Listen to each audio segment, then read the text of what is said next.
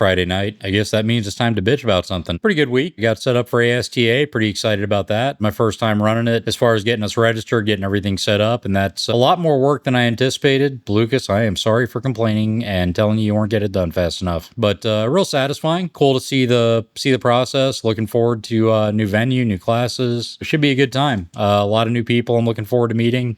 A lot of people that I already know that I'm looking forward to seeing. So yeah, it's always a good time. You know, training events are, the training is part of it, but the networking and the social side of it is probably the biggest part of that and the biggest advantage. A couple of topics really caught my attention this week. The biggest one is one that's kind of reoccurring, and it's who should be paid more, techs or advisors. I think that's wholly dependent upon the individual.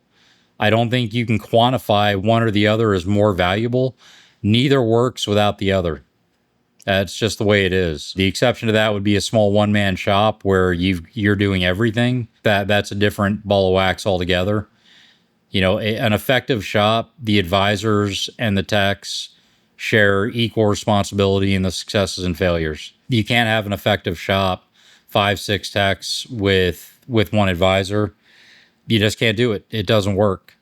There's too much workload. An advisor beyond 1 or 2 bays, an advisor is way too busy to manage all of it. Advisors have to be able to read the clients, read the techs, read everybody that's in that building, calling in person, whatever.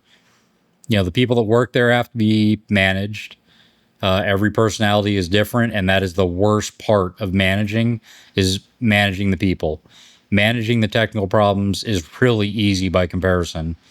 And I say that being a DIAC guy, dealing with all of the really complex stuff. And let's be real, most of the stuff we get in our shop has already been through 2 or 3 shops. By the time it gets to us, it's a mess, and we have to figure that mess out. I would rather deal with saltwater damage cars all day than work counter. I've done it. I was good at it. I was also miserable while I was doing it. It's not what I want to do. I'm fortunate that I have, you know, an employer who recognizes what I want to do and lets me run with it. If I need to fill in, I will, and I have, but it's definitely not where I want to be. Yeah, I am eternally grateful that that is recognized and actually respected. A lot of guys that I've worked for in the past, they recognize I don't want to be on the counter. They also don't care. I can sell stuff because there's a certain level of credibility having been a tech previously and then being on the counter. Clients take that with a little more weight than if somebody's an advisor and they haven't been a tech, or they don't act like a tech or a stereotypical mechanic. I don't necessarily think mechanics make the best advisors most times. There are certainly unicorns. Lucas is, you know, I talk about Lucas a lot. He's my boss. I work with him every day. Lucas is a master of reading people and working with people. And I love watching him do it because he really is in his element. As good as he is technically, he is a genius when it comes to dealing with people and understanding people and connecting with people. And I think that's the biggest thing that differs between techs and advisors. We have vehicles, right? We have machines that we fix. They don't have emotions. They don't talk to us. They don't tell us about their problems. When you're an advisor, every pulse around you is at some point going to dump on you and tell you their problems, inadvertently, directly, indirectly, whatever. But you know, there's a lot of emotional stamina that you need to have as an advisor. You need to be able to manage the people, like I said. You need to be able to schedule production based around client expectations, parts expectations. You need to be able to anticipate some of the stuff that might go sideways and build time around that, but also manage to keep the schedule full so there's enough work coming in, being assessed, being evaluated, being sold, to keep everything moving. There are, at any given time in the back, I might have 3 or 4 irons in the fire. You know, I have the primary vehicle that I'm working on. I have my techs that I'm supporting and helping them get through their stuff if I need to, which is a lot. I mean, that's my job, right? I'm the foreman. If there's a problem, I have to fix it. One of my rules for myself is I never let the problem hit Luke's desk or Jade's desk, I hit them with the solution after I've fixed the problem. If I can't fix it, then I go to them with it. But 9 times out of 10, the technical problems don't hit the front. The solutions to those problems that we ran into hit the front. If I can take that off of them, I will. The job as an advisor is hugely stressful between all of the management stuff, all the sales stuff, building all the estimates, meeting expectations from the techs, the clients, the owner, the multitasking skills, and the emotional stamina that is required up front. Not emotional stamina, but the mental stamina to be able to keep track of 20 different moving targets at the same time and do it effectively is an art form. Being able to have processes in place is immensely beneficial to keeping that train moving, but there still has to be a lot of dynamic response.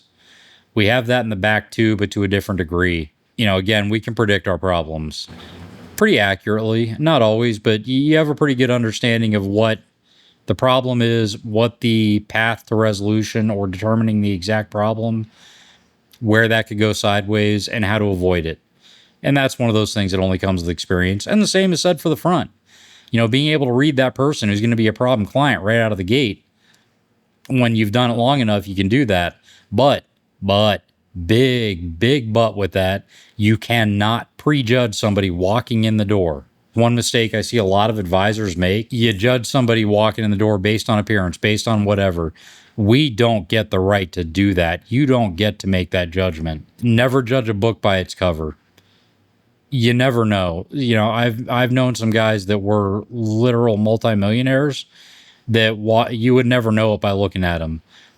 If they understand what they're buying, what the problem is, and what the fix is, they don't care. Just do it. Being able to understand what we don't get to judge on, all we can do as an advisor, all you can do is straight report the problem and report what needs to be done. And then, you're going to probably have to listen to a lot of questions. You're going to have to answer them accurately. If you don't know, it's okay to say you don't know. But God, don't lie to people. Don't BS people. Don't make it up. Oh, I've been doing this a long time. I know what I'm doing. That's just what it needs to fix it. That's bullshit. You have no idea what you're selling. If you don't have confidence in what you're telling the client, how can you expect them to have confidence in you? You can't. Again, I could go on for hours about this. I'm trying to be concise and it's not working.